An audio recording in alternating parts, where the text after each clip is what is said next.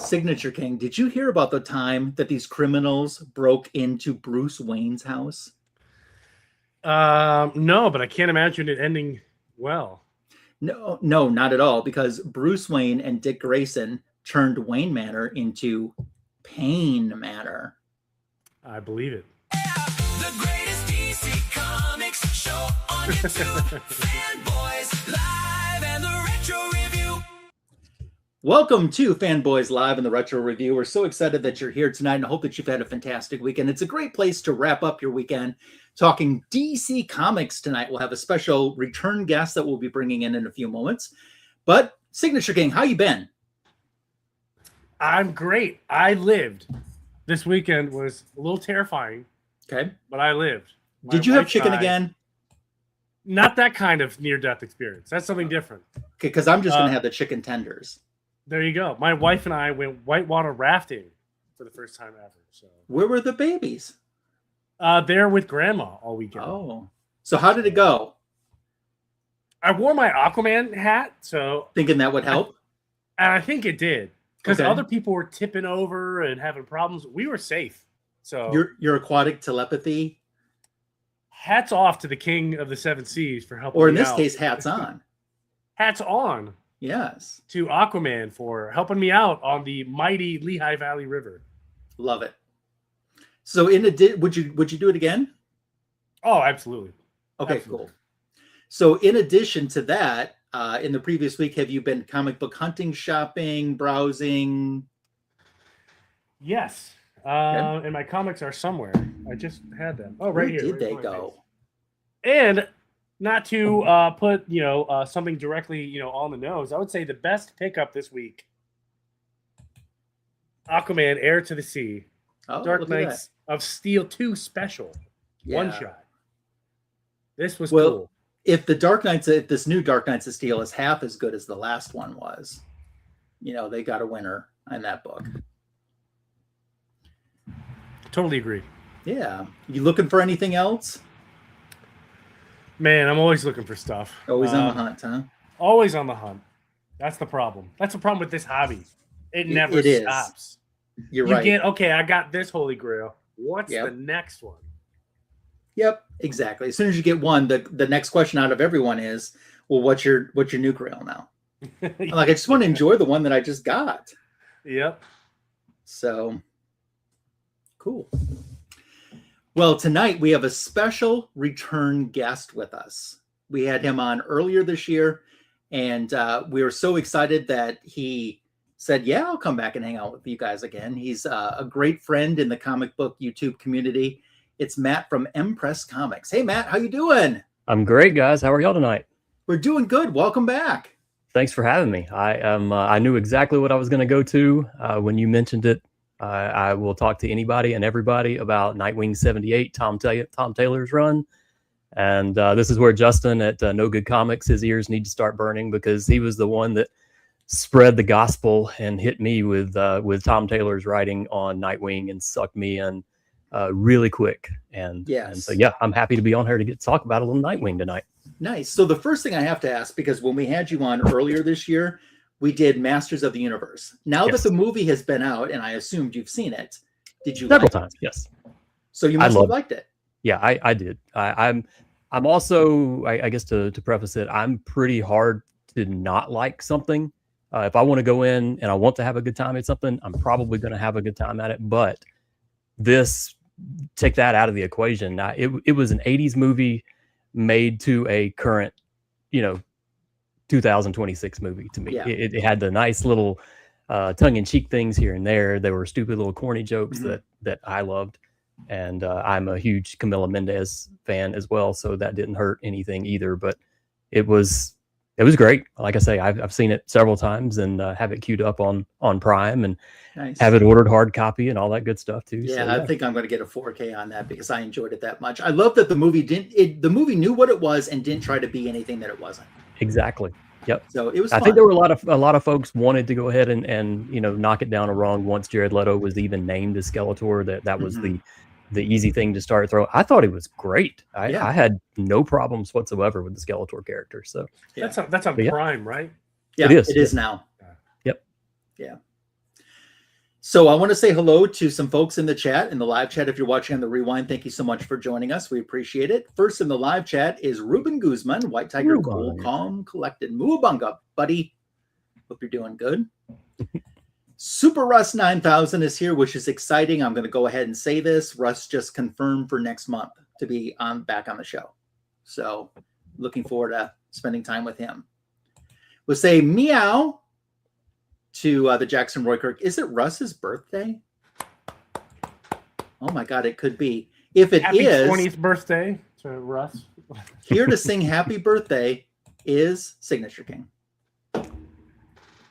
Somebody lied to you, man. That's all this budget can afford. Yeah, I can say happy birthday, but Okay. that's about it. Yep, that's exactly, Jackson. That's exactly what's going on. And yes, collecting is a trap. Yep. I don't know if it's a trap as much as it is a rabbit hole. Got some folks here missing Omni X-Men, and Or a Yeah, black. that's what hole. they're going to get It tonight. just sucks you right in. You know what I mean? Well, yeah, you could look at it like Scooting that. on too. by, and it was over. Yeah. Yeah. Cool. Well, there's a lot of news to talk about. Before we do that, though, we're going to mention this again at the end of the show. But Signature King, talk about the Comic Book Community Awards. Yeah, Comic Book Community Awards. So if you haven't, go to gosh, do we have a link? CBCA, or is it CBCAwards.com? Yep, I believe that's Yep. what it is this year. Not CBS Sports. Like my computer wants me to go to CBS Sports for some reason. Yes, the Comic Book Community Awards. If you haven't, check it out because you can nominate any comic book YouTube channel as long as they meet their minimum requirements for various numbers of categories. It's a great way to show your support to your favorite comic book YouTube channel, i.e. this one. But yeah, we would love to get your vote. We would love to be nominated for best live stream in the 1,000 subscriber. Was it 1,000 between 5,000? I don't even think that. I think that the awards committee will put them in the correct place. So Just nominate us for best live stream and hit the accept button, and you're done. now, is there another category people should consider as well? Or a good yes. friend of ours, our Yes. fellow fanboy, Our fellow fan she would love to be nominated. I don't know why, for best beard. silver-haired so if you get a Bronze chance, Age babe. Nominate Shebab for best beard. She will be absolutely tickled pink. Just to be nominated. Yeah. I would imagine it's probably a tough hill to climb because she has to beat Rob's Fat Stacks. I feel like he's the crown of that category. I think the category is something like best physical feature or on a host or something. Trademark? Was it best Trademark or something like that. Yeah. So Yeah. put down silver hair Bronze Age babe and then put beard. Trust me, Yeah. you won't be alone. She already has some nominations in that category. And she endorses this. She even put a video on her channel endorsing Oh my goodness. it. Wouldn't that be weird if that was the only one? Like, we lost everything, but somehow she won. She got Best that. Beard. I think that would be great. Well, I mean, I don't want to lose, but I think it would be, I would love for her to win that. I would too. I'm I just saying it would celebrate just all be my different. friends' successes. Yeah. Okay. San Diego Comic-Con is probably like wrapping up as we speak right now. And Yeah. I'll get us kicked off news-wise because I think we got a few things to talk about. With the 2026 Will Eisner Comic Industry Award winners for DC Comics. Yes. Best Continuing Series, Absolute Batman. Either one of you read that one? I've heard of it. Yes. Yes. Multiple times per week, usually. Yes. As much as Issues are very good. Yes. Best one-shot or single issue is Absolute Batman 2025 Annual #1. Absolutely. Yes. Very nice. Pun intended. Yes. Yes, for sure. The best limited series, best penciler/inker, and best cover artist all goes to Absolute Martian Manhunter and Javier Rodriguez for penciler and Okay. inker and cover Wow. artist. That's Did you guys read that series, as it came out? Did you do trades? I haven't, but people have been telling me like crazy that it's one of their favorites. I'm surprised it only lasted 12 issues. Yeah. I really am. I jumped in. I think I read the first 2, and then I fell off. And then by 10, I was regretting it, and then Really? started scampering trying to get back. And my love and my desire for a lot of like new series is based off of interviews of the creators. Mhm. And once I heard several interviews from Dennis Camp, I was like, this guy is amazing. He is just an honest human being, and it's somebody I want to hear more from. And then I went back and reread, and it was just different. Maybe I was having a bad day when I read it the first time. You But absorbed it different. yeah, it was great. I did the same thing with Dork and a few other ones like that. I didn't read it when it first came out, but I heard the interview and then immediately went and started chasing other cool. issues. So That's cool. Best Anthology, DC Pride 2025. Best Graphic Album Reprint is Superman's Pal Jimmy Olsen, the Deluxe Edition, which is by Matt Fraction and Steve Lieber. And Best Writer/Artist, Jamel Campbell for Zatanna. Wow. Oh, I got more. Best Coloring is Jordi Belair, who did work on Absolute Wonder Woman and Nice House by the Sea. Okay. And Best Lettering, I'm probably going to butcher this name. Hassan Atsmain El Ho. I tried. we'll just And say you nailed it. Yeah, he did lettering on Absolute Martian Manhunter, Challengers of the Unknown, DCKO, The Flash, Green Arrow, and Poison Ivy. So congratulations to all of those Eisner Award winners at SDCC and to DC Comics for taking home a lot of trophies. I was real surprised that Frank Martin didn't get one of those in with all the Absolute Batman sort of whirlwind that was swirling around that he didn't get in on there. He's been the letterer on all except for like the most recent 1 or 2 issues of Absolute Batman and several other things that he does. Yeah. Very cool. Also announced for Batman Day 2026, which will be September 19th, here before you know it, a new comic book, Batman of Two Worlds, written by Matt Fraction. Wait. Yes, and Scott Snyder. Only available on Batman Day, September 19th at your local comic shop. And they're encouraging you to come dressed in your Batman cosplay and grab exclusive collected editions. And there'll be exclusive mask giveaways with different Batman masks throughout the years. And DC will even be having a Batman Day live stream that day as well. More new titles announced. DC All-In Saga, Darkseid versus the World. Written by Scott Snyder and Joshua Williamson. And October 28th is going to be the release for that. We are getting a new Absolute title. This was, I think, announced maybe today. Did you hear this? I believe it was, I think it might have been yesterday afternoon, late Okay. yesterday afternoon they announced it. SK, did you hear about this? Is it the Black Canary? It is Absolute Black Canary. So that's pretty cool. I'm curious about that. Now, if it would have been Absolute Zatanna, I would have bought that in a heartbeat. Yeah, I would have too. Yeah. Oh, one thing since we're on the Absolute Black Canary, I learned on a comic sketch art whatnot show last 2 weeks ago on Scott Snyder's show that he did. Mm-hmm. The writer for Absolute Green Arrow and for Absolute Black Canary his name is spelled Pornsack, but he pronounces it Ponsack. And that's how Scott Snyder told everybody that, I've been calling him Pornsack for 2 years. And he finally told me that, well, it's actually Ponsack. And he said, but people have called me that and called me worse. So, that's if you're ever in a conversation, two names you can remember is it's Nick Dragotta. It is not Nick Dragotta. It's Nick Dragotta and it's Ponsack. And then take a stab at the end of his last name. Yeah, I'm not going to do that. Picachote or something, I believe. Yeah, it is something like that. But it looks like this Absolute Black Canary is going to be a one-shot. And I love that when DC Comics announced this, they said, try not to scream. Yeah. So that's great. Would you guys pick that up? Yeah, absolutely. For sure. Yeah. Yeah. Very cool. Yeah, Ponsack, he's another guy that I started backtracking from his career. I've loved all of his interviews. I really like Absolute Green Arrow. He did a couple of series. One was called The Good Asian, which is really, really good. Actually, John's Comics with Friends, he's the one that actually pointed me in that direction. And then Ponsack actually did another one called Infidel, and it also is quite good. He's a really, really good writer. Very nice. SK, I have some more news, but I want to give you a chance to. No, keep going because I want to make sure that you go, and I'm not trying to take something from you. So, it's no worries at all. So, I want to get this page to open if it finally would. And I'm going to run and grab something out of a box that I just remembered I want to show. Sounds good.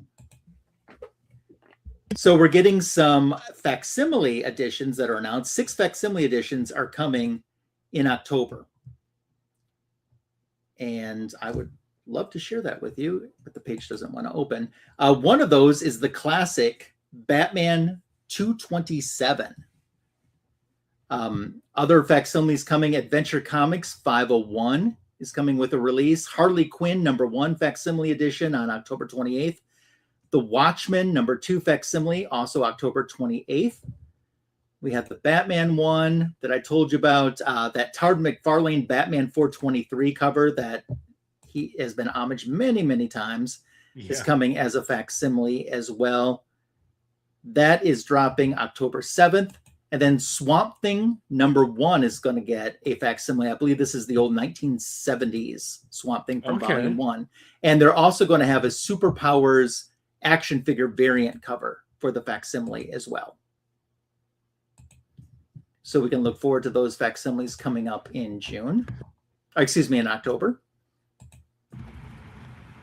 SK, you can take one away while I... Sure. A couple of them. So let's stick back. Hold on, I lost this article. Give me a second.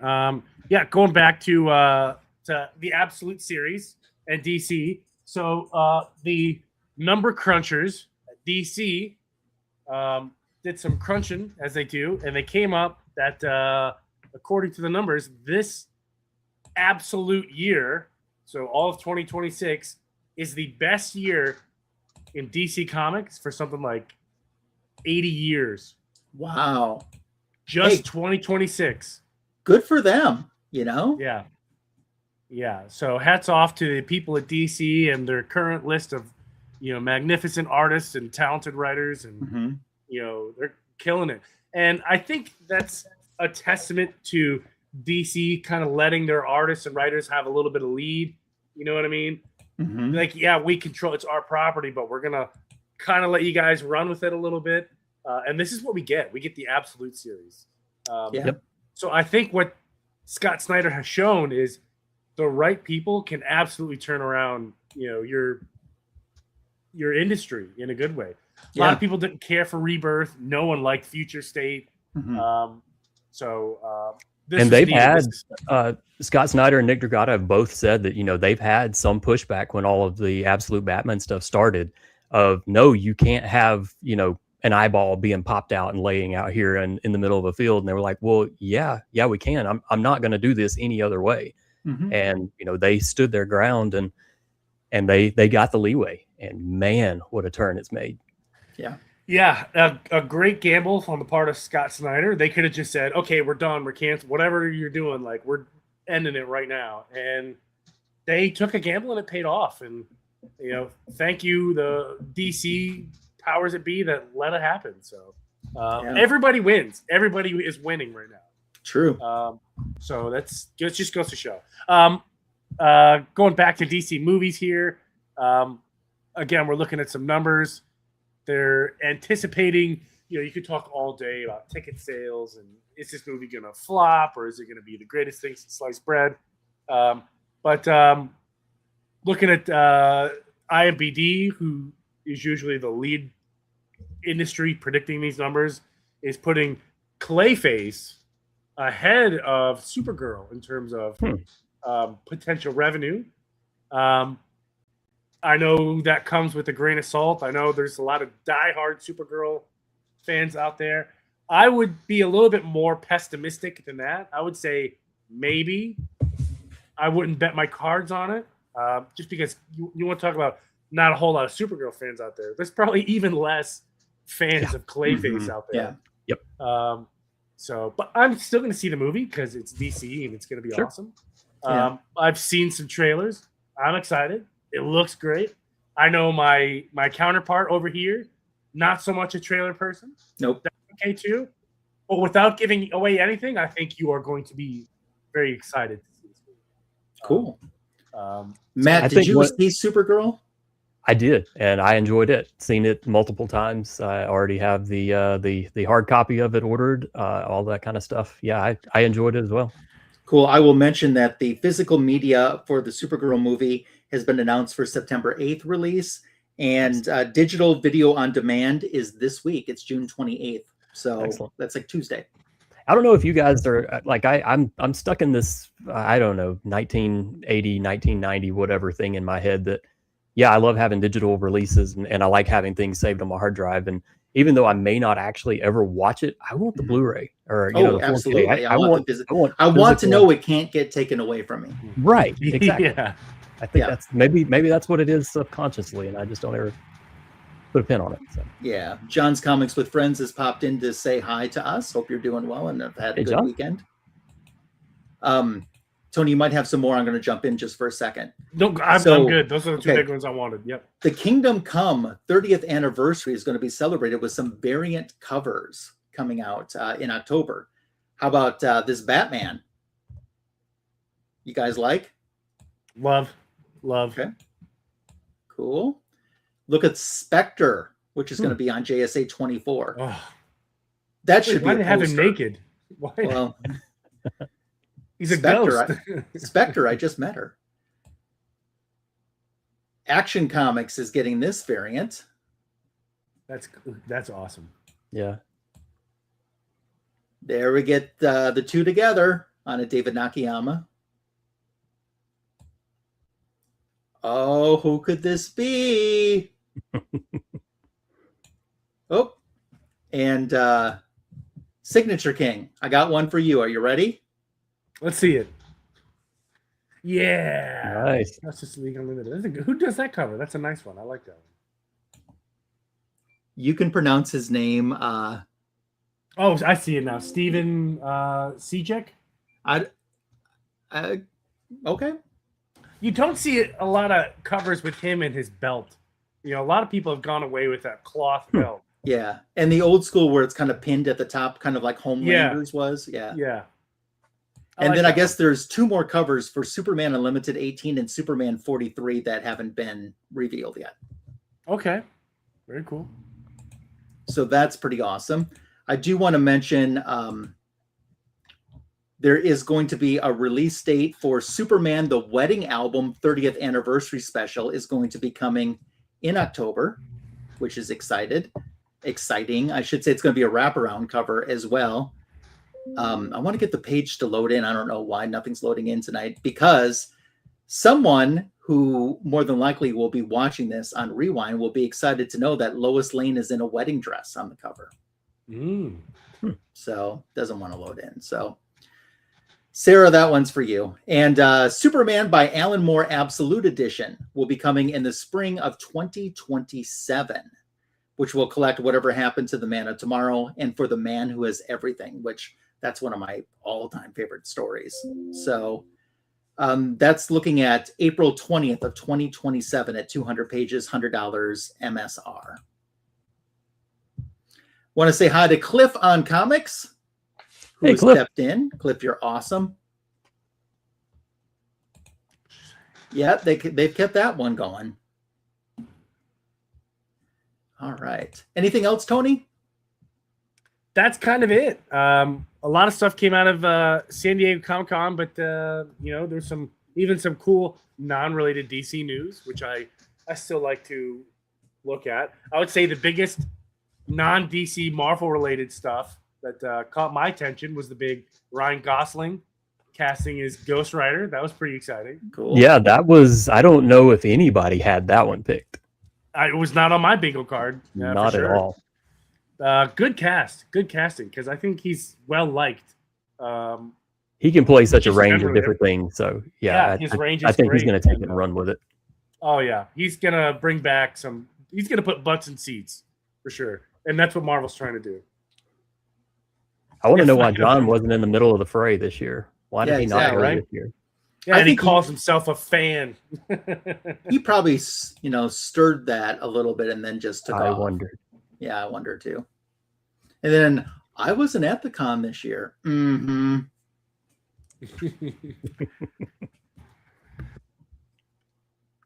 Anything else before we jump into the retro review? Nope, I'm all straight. Okay. Tony, if you want to pull up the assist. Matt, why did you pick Nightwing tonight? This great era of Nightwing. Why did you pick this for the retro review? Also pulling it up on my phone here too. Okay. So this all starts with Justin at No Good Comics. He's the other half of the Omni X-Men team there with John's Comics with Friends.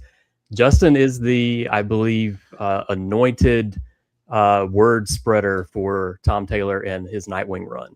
When I first met Justin several years ago, he was peddling this, pretty hard, how the story meant a lot to him. He and his wife would actually go through and read this issue. They actually would read issues out loud to each other. That was how they kind of bonded with comic books and stuff, and just kept talking about the emotional connection he had with it. And he liked it so much, and he was so just real solid with his delivery of how much he liked it, that I said, I need to check this out. And I have read this no fewer than 10 times since then. And it's huge. And it turned me into a giant Tom Taylor as a writer fan. So wherever he goes, I'm in on everything that he does. So yeah, that's where it came for me at. Okay, so we're going to cover 78, 79, and 80. And Matt, you can take it away with our first issue, 78. All right. So when we first get into issue 78 here, we've got some young kids. We're sort of blasting back to the past that they are in. It's in a snowy Gotham here, and we've got some bullying happening, and then we've got a young lady running around trying to break it up. And then as we get down in, Shelton Lyle is the guy's name, and he's got his goons with him, and so the young girl's trying to break it up and everything, and you get this voice from the background that's just yelling, "Hey," and then trying to get it.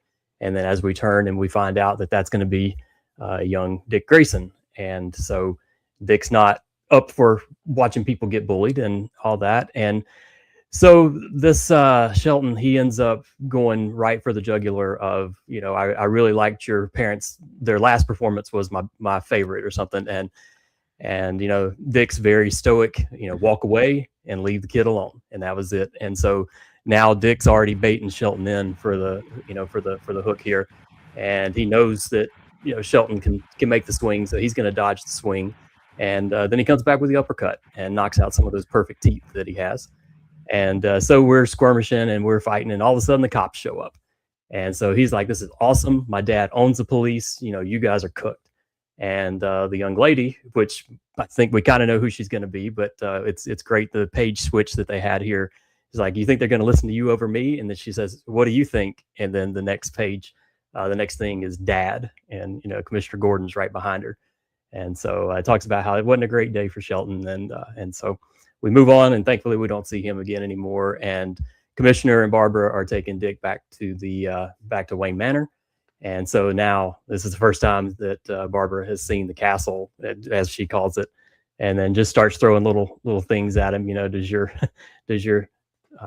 dishware break into what would she put musical numbers? Musical numbers. Yeah. So yeah, just giving him a hard time, and that was where he's coming in, and he knows he's going to get in trouble because Bruce told him to keep a low profile. This is not the best way to do this. And so the next page, you got Alfred talking to Commissioner Gordon, and they are he's just learning what he did, and he goes straight in, Dick does, and starts washing the dishes. And Alfred's like, "Hey, I was in the middle of doing that." And Dick's like, "Well, you can go ahead and help dry." And Alfred's telling him, "This is my job." And Dick's always telling him time and time again, "I'm never going to be okay with this." And then Alfred starts to talk to him, and says that he found out that he fought off 3 guys, and Dick told him that, "Hey, I'm really sorry, but they were bullying a kid, and I was just trying to stop it." And Alfred, this is one of this bottom right-hand panel is one that really starts to show you the anchor of their relationship of he's always wanted to have a different kind of hero, one that didn't wear a mask that can make the difference. And this starts to show their connection when they were really, really young. And then we go on to the next slide, excuse me. And of course, got a cool splash page, and then we're leaping into the light. This one is always the bit of a gut punch for me. I am not like I don't own a dog, but I don't have problems with dogs by any means. But that seems to be some people's go-to is let's hurt a dog. And I hate that. I hate that. But so we're introduced to a 3-legged dog running through an alley here, coming around from a couple of goons that are just trying to have some fun and being stupid. And you see them, punt one of the dog, or one of them punts the dog. And then, of course, Nightwing is there waiting and coming up and ridicules them about, what are you doing? And they're just saying, oh, we're just, having some fun. And Dick's usually coming out with a quick whip of, what he's wanting to say is going to be funny and put him in their place. But he's already had enough of this. And so he goes and tells them after he's already engaged and knows exactly what he's going to do, he's throwing out a couple of whips. And then on the next page, the guy pulls out a gun and he's holding it to the dog. And then Nightwing goes into action. And so now he's fighting off these goons who are trying to be stupid and taking out the dog. So we go through all of this, and he gets rid of them, and they're settled. And then on the next page, I keep wanting to call him by his name. Nightwing walks over there, and he takes his glove off and just saying, "Hey, I'm friendly. It's all good." And the dog, she just decides to chomp right down on him, and he's good with that because he remembers what it was like, as he said here, to not trust anybody. So he's doing that. So they take off, and he's going to take the dog to the vet, going to take him to the doctor. And so they go and they do that. And then after they leave there, we're going to do Blockbuster. So Blockbuster is now on the other side of Gotham here, and he's setting up a meeting with the current the current mayor. And so they're going to sit here and have a quick little powwow about how Blockbuster is crying because his business isn't thriving the way that he thinks that it should and the way that it once did. And so the mayor comes out here just a little bit high and mighty, and Blockbuster, in his very stoic face, doesn't show his hand about what he's doing at all. And then we go through, and the mayor continues to talk and sort of gives little quips of this and that and the other. And we see this lady here that we aren't privy to know who she is just yet, but she is a council president. So that's what we know of her as of now. So she's kind of second in command behind the mayor. And so the mayor is running his mouth a little bit, and he's saying, are you trying to threaten me? Let's see, you're trying to make a, let's see, what are you, oh yeah, you're going to try to intimidate him. And Blockbuster's like, no, not going to try to intimidate you at all. I'm going to make an example of you. So he takes his big hand and puts it on the mayor's little head and proceeds to dispose of the mayor. And so this is where we see an anointing of a new mayor. And so we have Blockbuster reminding her that he is the city and wants her job to be to work for the city. and she's like, yep, I understand, of course. And he makes a little subtle, very vague reference of, hey, I know who your father is. I know you're estranged from him. Talk to him. He is a killer, but he's not a liar. And he speaks very highly of you. So now we're trying to figure out, who is this lady? Her last name's obviously Zucco. And she has now been anointed the new mayor with a bloody handshake. On the next one, so we are done with the vet. We're done with the doctor visit. Dick's on his way back home. This is some narration up here. He's bought this entire complex back when he had some Bruce Wayne money, and money is starting to be a lot less now for him. So he's walking up, but he sees his light is on in his apartment, and so he's instantly worried about that. So now he's gonna find a way to get up, get changed, and figure out a way to stash the dog. And so he climbs up the fire escape, and then he's coming in the window, sticks blazing. And somebody grabs his hand and throws him up against the wall, and it's Barbara. She is now grown, back in town, and of course she is Oracle already in this canon. So yeah, she comes in and starts griping on him about, you need to have better security and this, that, and the other. And he's basically, are you just here to bust my balls all the time or what? And she's like, no, that's just an added bonus.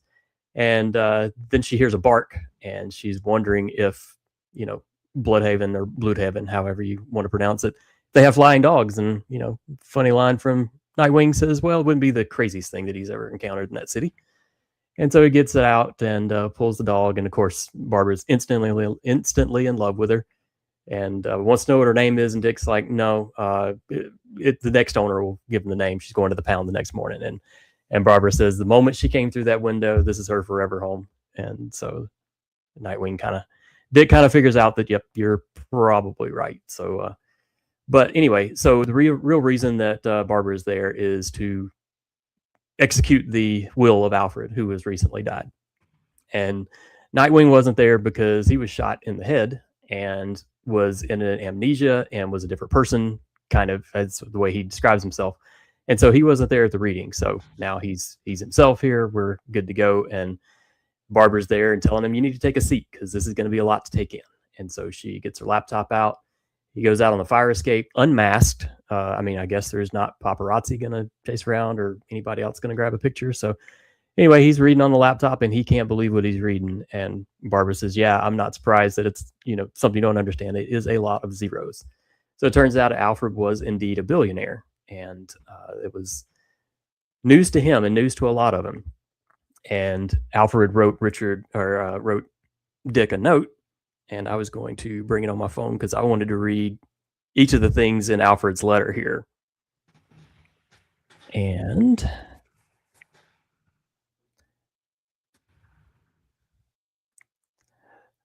so we start with Mr. Grayson. Please don't be ashamed, or I'm sorry, please don't be alarmed. I didn't foresee my own death. Given our line of work, I write one of these every year. It seems prudent. I'm sure the fortune I'm leaving to you comes as something of a shock. As Master Wayne's legal guardian, I was given a large amount of Wayne Industry stock. I was also given a ludicrous amount of wealth that I had no need for. I invested much of this wisely and ethically and planned to find a place where it could do the most good. In fact, I actually planned to come to you for advice. Like Bruce, your mind is astonishing. You think in ways that no one else can. You're a problem solver, and the world is full of problems. I couldn't think of better hands to leave this fortune in.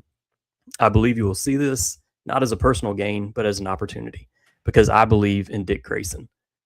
And I believe in the boy who always stepped up when someone was in need. I believe in the man who just wants to help. And then Barbara grabs his hand. So now we're getting emotional here, fellas. Without wanting to apply too much pressure, I believe that you can be one of the greatest forces for good that this world has ever seen. Whatever you choose to do, please know I'm exceedingly proud of you. Proud of your heart, proud of your compassion, your humor, your optimism, your strength in the face of everything that confronts you. And above all, though we rarely say it out loud, I am so very proud to call you my son. And that is just a great hook. That is good writing by Tom Taylor. Very, very, very good connection between the two. And so we take our emotional breath and then we kick back out to the other side of town. We're back in Mayor Zucco's apartment here, and she has her security there. And so she's walking through some of the things that happened through the evening, and she's being called mayor. And the hired help is asking her, well, what about Dick Grayson? And it's like, I'm not ready for him yet. And then when it scrolls down to the bottom, she's had a picture hanging up of the Flying Graysons with Dick's face and says soon. So now we're trying to figure out, well, what has she got in mind? This new thug mayor, it appears. What have we got lined up for Dick? So yeah, that was 78. Wow, that's something. Tom Taylor knows how to write. I really, really enjoyed it. And it took me about 4 or 5 pages of this book to know that I needed to track down more Tom Taylor stuff. Yeah. And yeah. Every time I read it, I just love it. Yeah. I'm going to take our next issue.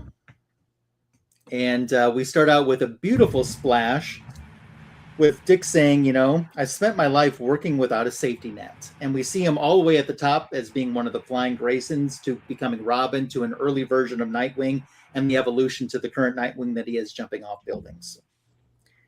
And he says, because I've always had someone to catch me if I fall, like his parents, his father, who he considers Bruce Wayne, his other father, which is Alfred, and his friends, the Teen Titans, and his brothers, the other Robins.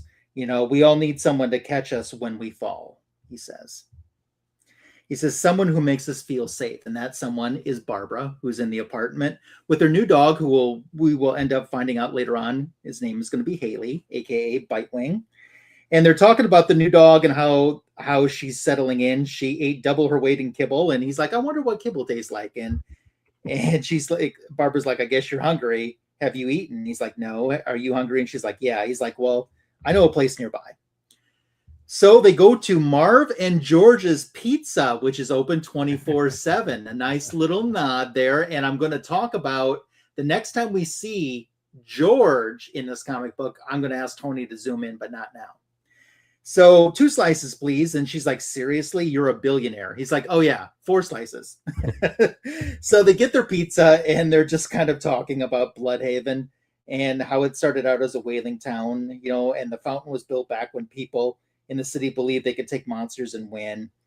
He's like, I like that it's still standing. And then Barbara's like, are you okay? And he's like, I forgot who I was. And she's like, well, you were shot in the head. Don't beat yourself up about it.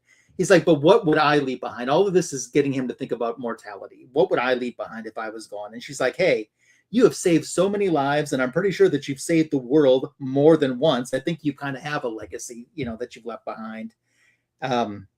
She's like, and that costume you wear is the tightest of everyone's. It's not like you don't have confidence issues.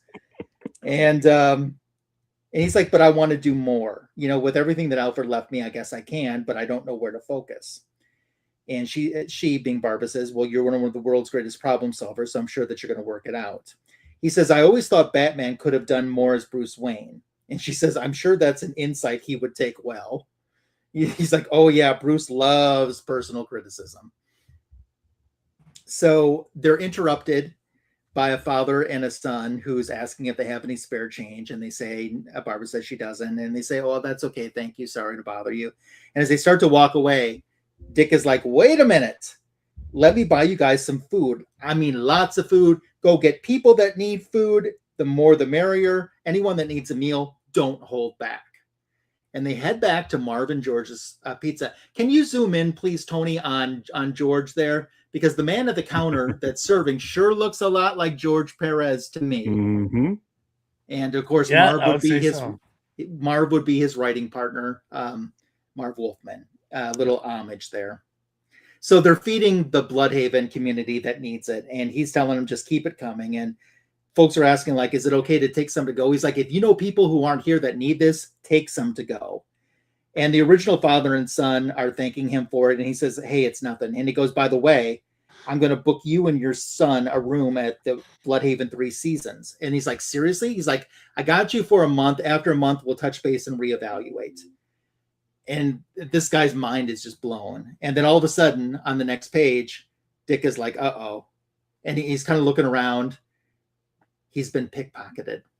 Now, how can this happen to someone who's under Batman's, training? And Barbara's getting a kick out of it, snaps some pictures for the group text, and mentions that, Cass has no self-control when it comes to the emoji. So they're ribbing him pretty good for that. That father and son are starting to walk, I'm imagining, to the 4 Seasons. And they hear a voice saying, hey, that looks like it's good pizza. And they stop and say, would you like a slice? And he's like, more like a stab than a slice. And he's like, I don't understand what you mean. And a gun is pointed at him, some type of a gun. And he tells his boy to leave because whoever's holding this gun says, tell your kid to run. So he tells the kid, go back to the pizza place. And he's like, just get going. He's like, I'll be okay. So we see the silhouette on the next page, and the guy says, you're not going to be okay. And he's like, hey, please, I don't have anything. He's like, you have exactly what I want. Shoots this gun or this ray or whatever it is, and we see a hole in his chest. And you had a heart. You had a heart.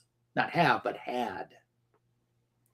So now we cut over back to Barbara and Dick's apartment, a little beefcake shot going on there. And he's like, I've got a micro tracker inside my wallet. And Barbara's like, I can follow it and link up to your earpiece. And he's like, don't you want to join me?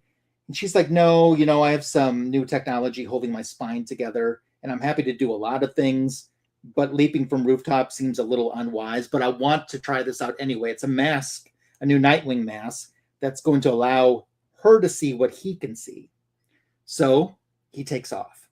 And the tracker's on the move. She's giving him coordinates, like 1 block west. And she's like, what do you have in your wallet? And he's like, about $30, some business cards I'm never going to look at, and a fine collection of old receipts. And she's telling him where the pickpocket is approaching. And he's on a rooftop. He looks down and he's like, oh no. And she's like, can you be more specific? He's like, can you see what I'm seeing? And she goes, it's Boss Maroni on the next page. Yeah, on that page. And Mr. Maroni has been met by Melinda Zucco, who is the new mayor. And he's like, I just wanted to let you know how proud the whole family is to have one of our own people rise to mayor. And she's like, it's not confirmed yet. He's like, really? Do you think your predecessor's head is going to be uncrushed? She's like, I don't want to talk about this out in the open. Well, while this is going on, although Dick can't hear the conversation, he sees the pickpockets. And he's like, no, don't pickpocket these people. This is not going to work out good for you. You can hit the next page. And he's like, no, they're going to. And he's like, they'll just shoot these kids dead right here and there. And all of a sudden, one of the thugs protecting the mob boss realizes he has been pickpocketed. So at the bottom panel, he's like, hey, hold it. And he starts to chase after them. And that's when we get this awesome next page, jumping from the top of the rooftop all the way down in this 2-page splash. Robin going into action to try to save these kids. So, Dick is saying to Barbara, if we would have just stayed in, we would have been avoiding all of these problems tonight. And he's kind of like, she's like, well, this is far better. You can't beat the combination of pizza and taking out overconfident goons. And Barbara's like, well, I'll call the cops on them. And he's like, don't even bother. It doesn't matter what you do. They'll get off. And she's like, they've been shooting at kids. They were going to hurt kids. She's like, it doesn't matter. It's who they're associated with. They're going to get off. So as Robin continues the trek, he's like, fine, go ahead. But we know how this is going to work out. And basically, you can go to the next page. It is confirmed that, yeah, it didn't work out, that nothing's going to happen to those guys with Barbara's call. They didn't care. So he arrives at this homeless tent, and it looks like everyone in there is around the age of 16 or younger. And they're all just kids fending for themselves. And they're kind of paused and they're freaked out a little bit. Finally, one of them asks, are you him? And he says, well, who? The man without a heart. And then they're like, please don't hurt us. He's like, oh, I'm not. I never. And then he's like, I'm sorry. Keep what you took. You need it more than I do. Just keep it. And he goes on to say, as he leaves, thinking to himself, a Bludhaven never fails to hurt me. And he's back reunited with Barbara, and she confirms, the police didn't do anything about that. She asks if he got his wallet. He says no. And she's like, what, did the kids overpower you? Because I'll need to update the back group chat if they did. And he's like, Babs, I know what I want to do with the money. And she's like, really? He's like, I want to be a safety net for this city. I want to catch the people who have fallen. And there we see the man whose heart was ripped out, that homeless man who sent his son away, that kind of got, assassinated in that alleyway. And it says next, Heartless. And that's the wrap up to my issue.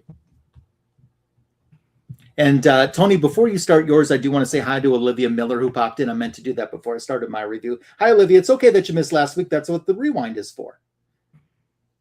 And she mentioned that she loves Barbara Gordon and DC's comics, and yes, I couldn't agree more. Yep. Yeah. So in our final issue, we're going to spotlight tonight. Signature King is going to take it away for us. Yeah. I have this whole run so far, even up to, I think it's still technically going on. So yep. I still have all the issues. I'm pretty far behind, so this is a good refresher. But yeah, Heartless. What an interesting character. So we go. We start here with Dick Grayson, and we hear. I'm going to call him Bitewing because I don't know if that's what we're going to call him now, but that's what I'm going to call him. Yep. Barking at the door, and Dick Grayson thinks he just has to go outside, but turns out it's the police, and they are here to question him about the murder of the homeless man, because it turns out that Dick Grayson booked him on his son a hotel room, but they never checked in. But he was found dead. So Dick Grayson says, "Hey, let me call my friend Barbara Gordon. She can be my alibi." And he's really funny because Barbara Gordon's giving him a little bit of sass, friendly sass back and forth. But Dick Grayson's like, "Hey, I'm being accused for murder. You mind swinging back here? You're my alibi. Whenever you get the chance. No rush." So he invites the police in. I like his shirt here. Mm-hmm. Black and Red World Tour. The police are questioning him about, hey, you used to be one of us, Mr. Grayson. Why'd you leave the police? And he said there were too many criminals. Mr. Holt was found dead this morning with his heart removed. Do you know anything about that? Of course he doesn't. And here we have a nice Gotham Rogues reference. A lot of references in this run. Yep. They share some pictures that not only was he found with his heart out, but there are plenty of homeless people being found with their hearts ripped out. Barbara Gordon has entered. This is a funny panel here. Barbara says, "Hey, how's it going?" He's like, just being accused of murder. What about you? She says, "Hey, I'm Detective Barbara Gordon. Dick Grayson lost his wallet. It was being tracked by GPS, blah, blah, blah, blah." And the detectives here ask them, like, "What's the nature of your relationship?" And they have this really funny wordless panel here. They don't really know how to answer that. I thought that was pretty funny. Dick Grayson says, "I've been wondering that myself. But I thought we were here to be interrogated for a different subject." Turns out they both have a law degree, which I thought was interesting. I don't think I knew that.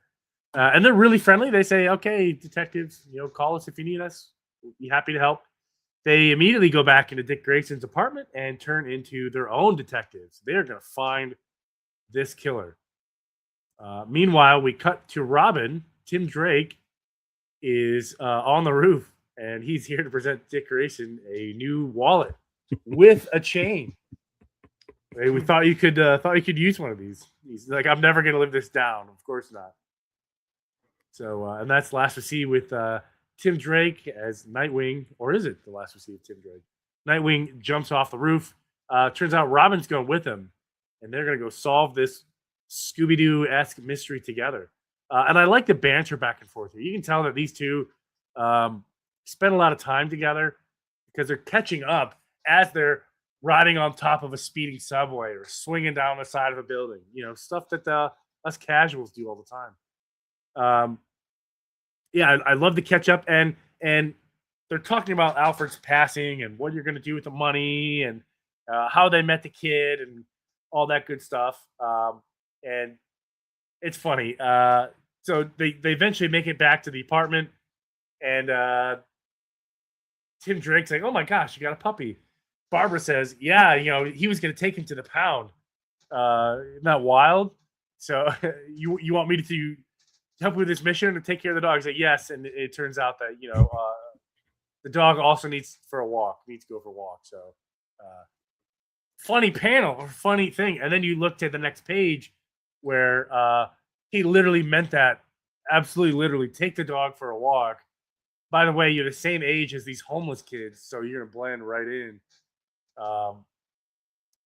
So as Dick Grayson is watching over Tim Drake over this, he comes across, Tim Drake's making a big walk through this, homeless kids camp, and they're talking about these kids are in rough shape.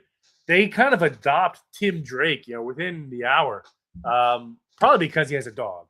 Everybody loves a dog, so they're making good friends. They're okay with him being there. Well, it turns out right when he's about to leave, these two big thugs come walking in. I can never. Brutale and Executioner. They work for Blockbuster. So they said, "Okay, what do you want?" And there's always one kid in your friend group, that doesn't have a filter, and that's what this kid is. He said, "What do you want?" "Yeah, I'm not scared of you. You don't look like the police. Someone who's just got, mouth is going to get him in trouble." And that's what this guy is. Right when he goes to mess up the kid, gets hit with one of these, Nightwing staff. And coming up here, I think this is a really cool animation here. as if we couldn't figure out how the staff worked. They're going to give you step-by-step instructions in case you find one. That's funny. Yeah.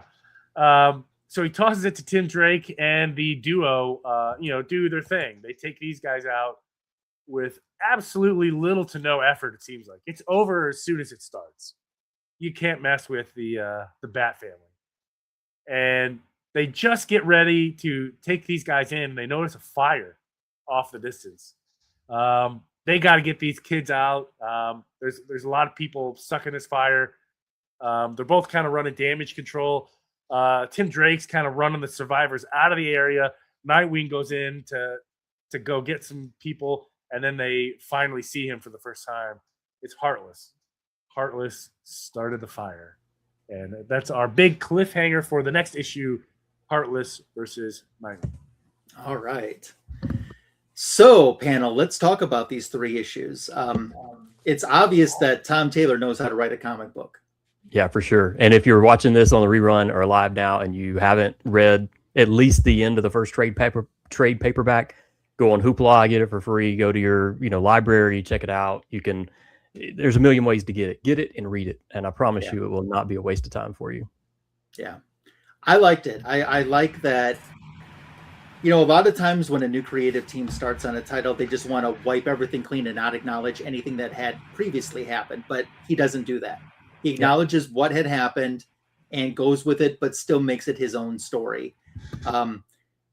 These are the type of books that just make you easily want to read the next issue and not wait and consume as fast as possible. For sure. I couldn't imagine having to wait month to month. I know, right? I've blown through it in trades, and then I went and got all the issues and that kind of stuff. So I would have struggled greatly having to wait weeks at a time. If Santa is watching, that omnibus would be a good one, under my tree. So one other thing that I want to say before I let you guys talk, it's not an issue that we covered tonight, but his issue 100. Oh my gosh, Waterworks. Sure. Yep. Matt, some more comments you want to make about this run? I just pretty much everything that I've already said. I could say it all over again several times. I love the writing. I love how I just love the interaction that Tom does with everyone. I love the panels that don't have any words on it because they still tell such a great story. Yep. It's just some really, really top level storytelling for me. It's one of the best for me, in my opinion. Cool. SK, what would you like to say about these stories? This is a great run. I think this is one of the better Nightwing runs in a long time, and it's a testament to how great it is because it's still going. It's still going today. There is a different creative team on it currently. Yeah, they change it up every now and then, and that's okay. But I don't think it's really lost any of the magic. I really don't. No, it's still good. Yeah. And that's got to be a tough job to take when you're coming in after someone who the fans just gravitated to. As the creative team. That's not an easy thing to step into. Yeah, they always say you never want to be the guy following the guy. You want to be the guy following the guy who followed the guy. Yeah. That's gotta be tough. Yeah, exactly. So very cool. Good pick tonight, Matt. And we can definitely continue this or anything else you want to do, if you'd like to come back on the show, which we would love to. Yeah, I will come back anytime you guys tell me to be here. I am awesome. All for it. Awesome. Cool. We're going to segue over into our book show portion, talk about any appearances or content we have coming on our channels, and then share some things from our collection. Matt, how about you? Any content, and would you also brag on yourself for a minute, because you have a very successful pressing operation too, I guess it's not your main source of income, but it is very successful. You've even had creators send their personal copies to you. Yeah, so I've got something fun on my hands. I didn't think that Impress Comics was going to turn into this, but right now I'm booked through mid-March already, and I'm staying about 8 months, booked ahead right now. I developed a relationship. I was working on these books last time I was on 5 months ago, but I couldn't say anything about it. But I developed a relationship with Todd McFarlane's son, Jake. And so I have pressed personal books that are out of Todd's collection that Jake is keeping for their family. So that's been it. And these big Whatnot shows that they've been doing, they've had a few things that were damaged in shipping, and so the buyers are reaching out to them about, is there a way to fix this kind of stuff? We've got paint pen autographs and that stuff. So Jake has reached out to me and asked me my opinion, and I was like, look, send everything to me, and I'll do everything that can be done for the book for the guys. So yeah, it's nice to just have this really cool relationship that sort of bubbled up. And but yeah, I've developed a really good relationship with Mike Spicer, who is the other half of the Daniel Warren Johnson combo for about everything that he does. Mike lives just a couple of minutes away from my in-laws. I think I talked about him last time I was on, but he's a very, very cool guy to talk to. And one fun thing for me at Heroes Con this year, the people standing in front of me in one of the lines I was waiting to see Nick Dragata. One of the guys asked me, how much do you charge, to do a cleaning pressing? And I told him, right now it's $100 a book. And the guy looks at me and he's like, why in the blank are you doing? You're going to be out of business before you even start. And I was like, it's not for everybody. It's, it's like this because of the time that's invested, 8 days on a book. If it takes that kind of stuff, it needs to be kind of worth it. It wasn't probably 2 minutes later, Mike Spicer comes walking by and he sees me and he sees my Impress shirt. And he's like, hey, Matt, how are you? And the guy turns around and looks at me and he's like, how do you know him? I was like, I do. I work for him too. Oh, I didn't know that. So yeah, that's pretty awesome. Much it. So yeah, you're gonna put yourself out of business. That's why you're 8 months booked in advance. Yeah. The frustrating thing, the good thing is I have nonstop customer books coming in. Boxes all the time are coming in. The frustrating part is in the bottom of the X-Men cabinet down here. I'm up to 3 short boxes now of my own books, most of which are potential 9.8 candidates that have been in there for almost 2 years now that I don't get to work on my own stuff. So that's the only thing. But yeah, I do work for a network security company during the day and then Impress stuff at night. And that's cool. It's Congratulations. You need an intern. You need an intern. Yeah. Yeah. You need like an Impress intern, but they would be a small, instead of the capital M, they'd be the lowercase m. So that's hilarious. Yeah.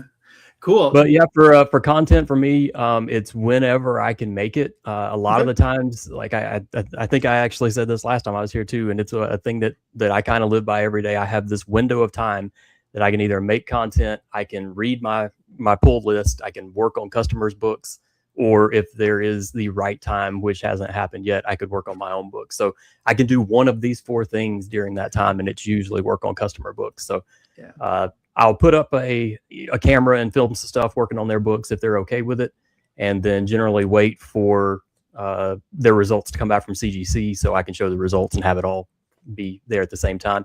And most of that just ends up being, little reels and stuff before and after stuff that I put out on Instagram. Oh, I am going to do a YouTube video and probably a short too. If you guys are looking for new short boxes or long boxes and don't want to stay with the 3-letter crew out of the Midwest, Little Star Storage, unbelievable. These boxes, it's they're double walled sides and double walled on the lids too. And you see both Tony and I instantly start going to our brokers. They cost right now, they're the same price as a BCW box. There's videos everywhere all over the internet of people standing on them empty because they're that strong. They're like the perfect stacking box.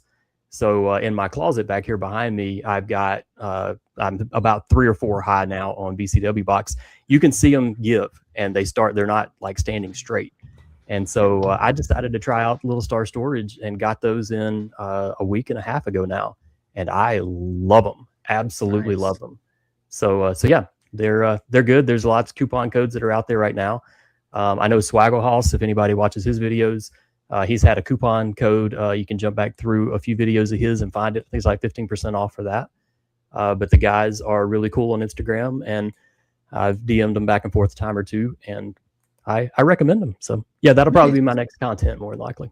Nice. Cool. Thanks for you shooting that recommendation. I already got the website pulled up to look at later when we're done visiting. So good deal. Cool. Now share some. Oh, and Signature King did put in the chat too. Yeah. Hey, check it out. Thanks for doing that. Share some books with us. All right. So we're gonna hit the auto side. So I started off with this talking about Justin LaRoque. He is No Good Comics Yep. on Instagram, on YouTube. I met Justin, oh gosh, I don't know how many years ago, but it was about 8 months before I knew who his dad was. Mhm. And coming to find out. So at Heroes Con, I actually got to meet Papa No Good. And got him to awesome. sign Flash 49 and 50 of the run that he did. And so that was cool. Got to hang out with him for a few minutes. And when I walked up and let him know who I was and that I'm Justin's friend, he was like, "Oh yeah. You can just call me Papa No Good." I was like, "Okay, you got it, man." Super cool guy. I like him a lot. So this is a book that means nothing to nobody. And years ago, it absolutely grabbed me on the cover. And I couldn't wait. It's just a plain Jane Superman cover, number 196 from 03. And That's cool. it doesn't show up well on camera here, but if you ever get a chance to hold this in your hand, the colors, the art on this is really, really cool in person. And so this is signed by Scott McDaniel. And again, it's a very, very inexpensive book. But if you do ever get a chance to find a clean copy of that and just hold it in your hand and look at it, you'll see exactly what I'm talking about. It is quite cool. What I ran and grabbed out of a box a little bit ago, we were just talking about, I had forgotten that I have the ash can from San Diego Comic-Con last year for Batman #1 signed by Matt Fraction. And I am also a huge Matt Fraction fan, not only from his writing, which is incredible, the interviews that he does, he puts so much thought into what he writes. He puts thought into his answers. There is an episode of the Direct Edition podcast with West Coast Dave that he has Matt Fraction and Chip Zdarsky on there together. And the back and forth those two guys have, they are the best of friends. And Fraction took over, the Batman writing from Zdarsky. And so, they're just giving and giving back and forth. It is a great, great interview. If you haven't heard it or seen the YouTube show, definitely go check that out. I think it'll be an hour of your time well spent. You'll enjoy it. Next, one thing that's happened since the last time I was on here is, of all the books that I have worked on for other folks, 2 years ago, I bought a Absolute Batman #1 from a guy on Instagram, Cram Bradley, if anybody knows who he is.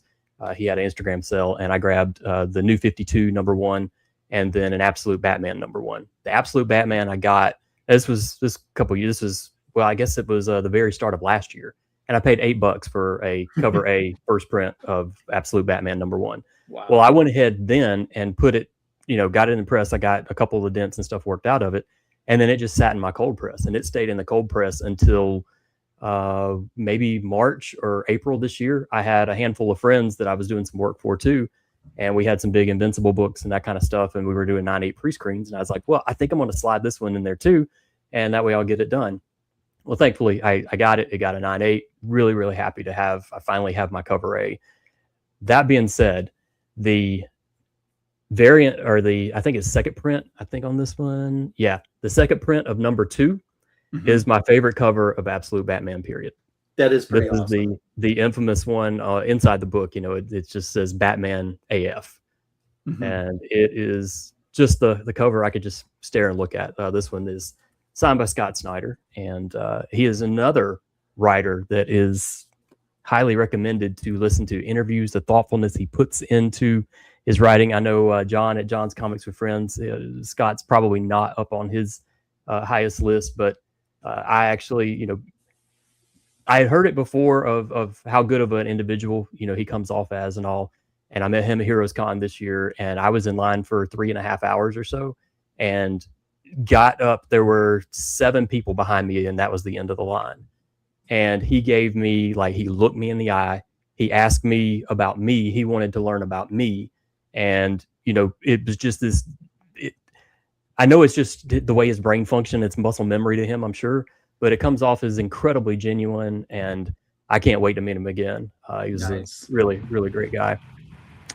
It's Nightwing night. So I have a George Perez signed first Nightwing. This was I was waiting on this to come last time I was on. This is also a Canadian price variant. This came from Canada. And so it is very, very good shape. Very good shape. So I wanted to tell you, you were talking about George and Marv's Pizza. Mhm. I somehow stumbled on a website that linked for Marv Wolfman.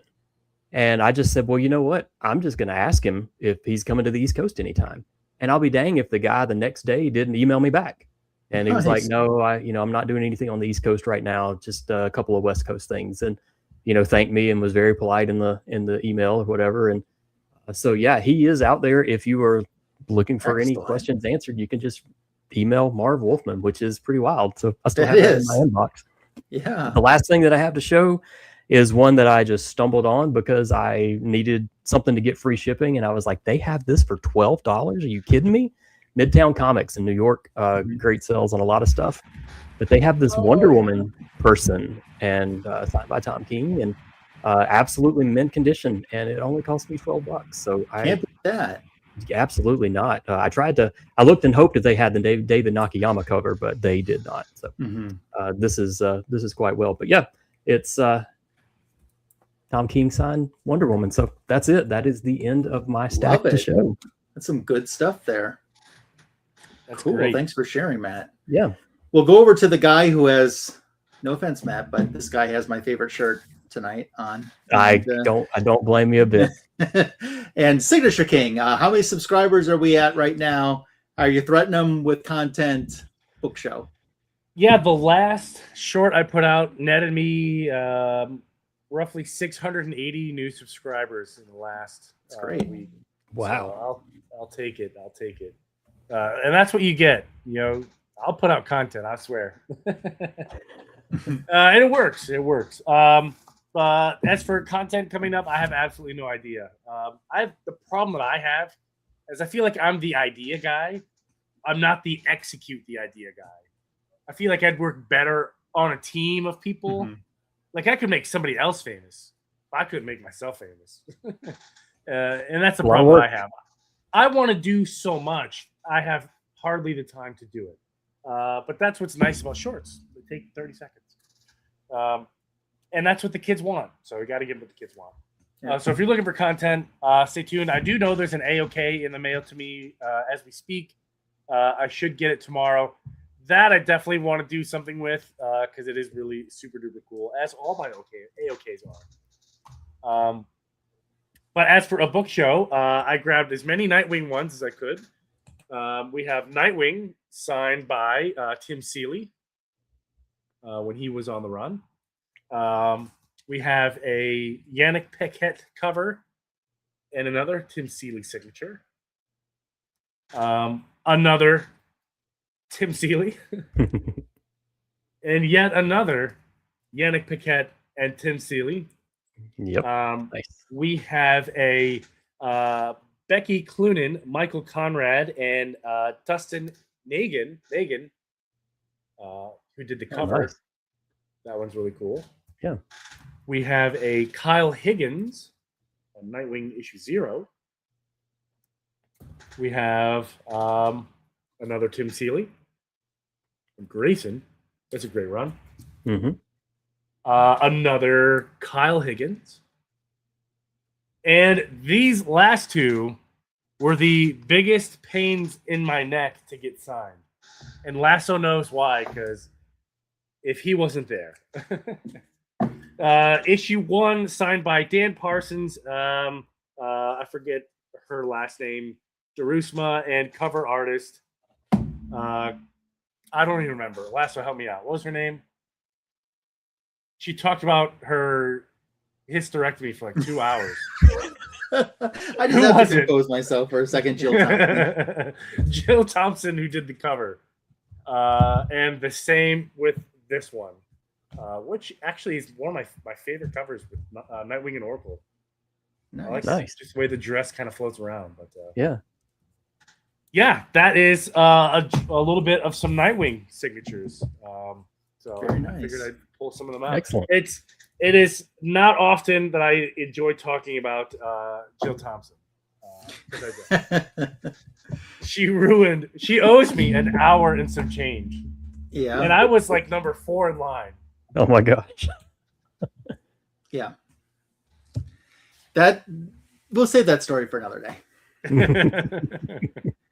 So on my channel currently, I do a back issue of the week short. Now, Signature King, I said in all seriousness that I was going to do a back issue that you would like, and I think I lived up to that promise. I wasn't just Absolutely horsing around with you. It was from the Legends miniseries, which was the first big miniseries that DC did after Crisis. So that's the current back issue of the week. Tomorrow I'll be dropping a back issue of the week about a character that has a movie coming out this week for a different company. Just saying. So we might have to Google that since nobody has any idea what you're talking about. Yeah, if your senses are tingling or anything, you know, I mean, just saying. My lassoed loot video was a video that I said, Signature King, you're going to approve of this wall book that was A-OK to me. And do you approve, Signature King? Approved. Okay, I knew it. So sometimes I say that and he thinks that I'm just trolling him, but sometimes I am. But this time I wasn't. So there's some A-OKs in there. It's an all DC Comics haul, which is pretty awesome. My video dropping this week will have some Spider-Man in it for obvious reasons. On my Instagram, I'm doing some Spider-Man all week long. My video also dropping this week. There is a little bit of DC in there too, and there's some posters, including some promo posters. There's Spider-Man though, that I'm sharing in the video. But look for all of that on my channel and coming to my channel this week. As for a book show, I picked out a couple things. Believe it or not, guys, the issue I reviewed tonight was 79. This is the second printing of 79. And here's what I think is going to shock you. This is the first Nightwing comic book I ever bought. Ah, really? Wow. Mm-hmm. I just love that cover so much. So it was a total cover buy? It was, but then I read the story and I'm like, oh my gosh, I got everything out of this. That's you awesome. know?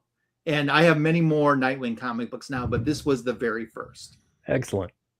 And I don't know if it should go that way or if it should go this way, but regardless of how you appreciate it, it's a pretty awesome cover.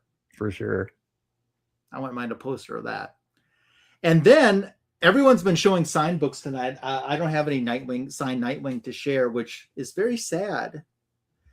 But so, I mean, I can't get one upped, you know, I mean, I don't have anything signed I'm going to share tonight. So what can I share? I'm just going to say I'm pretty happy that this is coming out in stores on Wednesday. Oh. Oh, that's so beautiful. In treasury size. Look at that. They need to bring back treasuries. I mean, look at how much bigger that is. Mm-hmm.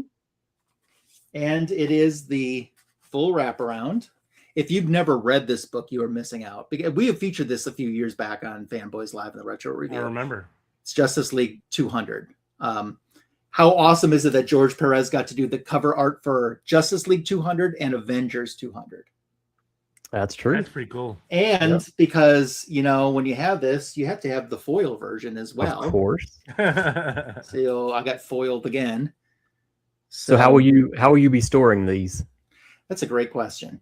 That's always my quandary. That's a great question. So I think later on I'll be going to that website that you suggested and sending them a comment saying, hey, how about some storage for treasury size? That's true. Yeah. I do want to say that if you would like to participate and share your own book show at home, you can do that on Instagram. Just make sure to use the hashtag Fanboys Live in the Retro Review so we can see your comment. That would be awesome. Signature King, once again, for those that are late to the show, Comic Book Community Awards. Why is it important as we campaign for Best Live Stream that they do this in this cycle? Yeah, it's important that you nominate now because in the past they've done a nomination period, you know, another period, and then a final period. Now they cut that middle part out. Now whoever gets the most nominations goes to the final, finalist voting, where you vote for who wins that topic. So we need the nominations now. So best you can give us is tell your mom, your dad, your comic shop, put up flyers, and we need the votes. So Fanboys Live for best live stream would be wonderful. But we'll settle for a Shebab Beard Award. Or maybe both. Or both. Or both. That would be the bee's knees, as the kids say these days. Yeah. So and I'll throw in here, Brian. Brian LCS is the guy who runs all of the comic book community Yes. awards. He is an Yes. incredible human being. I'm happy to consider him a friend of mine, and he does a lot of work on this, a lot of tallying. He puts up with a lot of sniped, complaints at the end of it, and that kind of stuff. So he's got real good thick skin about it, but he's trying to keep it all fair and exciting for everybody. So. Even if definitely you get out don't there and vote for us, just go out there and vote for whoever your favorite is. There's Yes, a we whole hope bunch of it's us, Bob. categories. We would love it for it to be, but if Of not, course. vote for whoever your favorite is. It's a great way to show your support to the entire community as a whole. It's just a good thing. And to Brian, I say that me campaigning for Shebab for best beard is not trolling. This is me saying, let's have fun, like comic books are fun. I think he would find that amusing for sure. Cool. Oh, Cliff says vote for me. Yeah, vote for Cliff. and vote for absolutely. Cliff on Comic. Yeah, vote. There's for so Cliff. many topics. There's so many categories. There's plenty of room for all of your favorites. Yep. Cliff, So I'm pretty don't sure be I afraid. nominated you in 2 categories when I put in my nominations, if I'm not mistaken. Yes. And Olivia, normally we don't talk about the other company on this show, but we can run through pretty fast. My favorite X-Men comic series is anything associated with the Dark Phoenix saga. So, Matt, how about you? Do you have a favorite X-Men comic series? God loves, man kills. That's good. Mr. Non-Marvel, do you have an X-Men favorite series? I couldn't tell you one Marvel. I don't know. Okay, so You could he's just say open. Chris Claremont. Yeah, just say that. Claremont. Oh, Yeah, that's, that's a good for everything. answer. Claremont. Yeah. Yeah, Cliff's excited that he's got some support from Matt and from us because we love you, Cliff. Absolutely. Matt, thank you so much for spending time with us tonight. I know there's many things that you could be doing, and you chose to spend your time with us, and it does mean the world to me. You do an excellent job on your reviews, and you add so much to the show, and I can't wait to have you back. I look forward to it. I've been looking forward to it all week, and I can't wait to see you guys again. Awesome. Thank you guys for watching, especially on the rewind if you made it all the way to the end. Do appreciate that a lot, too, and a great live chat, too. Next week, Tony, it's Silver Hair Bronze Age Babe. It's Signature King. It's Magic Lasso. And what are we reviewing? Do you want me to say it? It's not Yeah, like a go ahead and secret? say The original Starfire. Oh, the Starfire Volume 1. But it's Because the there original was a Starfire. Starfire that was a man from Russia that appeared in the Teen Titans in the 60s. oh, That's that's true. right. And then there's Yeah. this space Starfire, not to be confused with Princess Coriander, because it's not her. It's this Starfire Volume 1. We're going to do the first 3 issues next week, which I've never read, and I'm excited to. I've never to read dig it into either. this. Yeah. Yeah, so Nice. that's what we're going to do next week. It's going to be a good show. Matt, thank you once again. Thank you to a fantastic chat. Thank you, Signature King, for wearing a great shirt. This has been the greatest DC comic show on YouTube, Fanboys Live and the Retro Review. We hope you have a happy, healthy, and safe week. And we'll catch you next week. Bye for meow.